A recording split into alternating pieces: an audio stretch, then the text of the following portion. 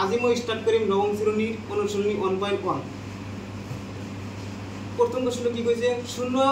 শূন্যটো পরিমেয় সংখ্যা হয়নে ইয়াক পি বাই কিউ আকারত প্রকাশ কৰিব পাৰিনে তাৰ আগে জানিব লাগিব পৰিমেয় সংখ্যাটো কি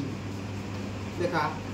জীবৰ সংখ্যা পি বাই কিউ আকাৰত প্ৰকাশ কৰিব পারি যত Q not equal to 0 P Q অখণ্ড সংখ্যা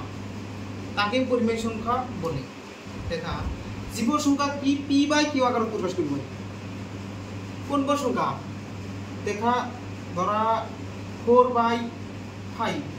এটা কি পি বাই কিউ এই আকারত জীবর সংখ্যা প্রকাশ কৰিব পাৰি তাক পৰিমেয় সংখ্যা বুলি কোৱা হয় যত Q not equal to 0 Q 0 হ'ব নোৱাৰে কিউ যদি 0 দেও তেনেহলে পরিমেয় সংখ্যাটো নহব তেনেহলে দেখা শূন্যটো পরিমেয় সংখ্যা হয়নে হয় কিয় শূন্য শূন্যৰ তলত মনে মনে কি আছে 1 আছে সেই কারণে পরিমেয় সংখ্যাটো হয় তা আমালকে বুঝিলু পরিমেয় শূন্যটো পরিমেয় সংখ্যা হয় শূন্যটো কি পরিমেয় সংখ্যা হয়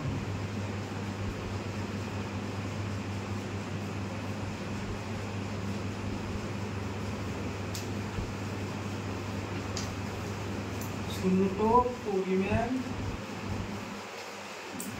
সংখ্যা হয়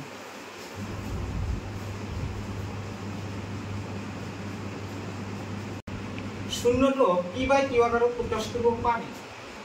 দেখা শূন্যটো পি বাই কিউ আকাৰত প্ৰকাশ কৰিব পাৰি ধরা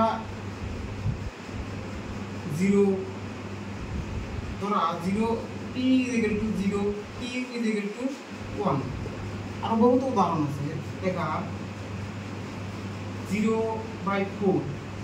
যত p is equal to 3 q is equal to 10 কিন্তু 0 q is equal to 4 বহুত উদাহরণ আছে আশা করি সকলে বুঝি পাইছা আজির কারণে গুড বাই।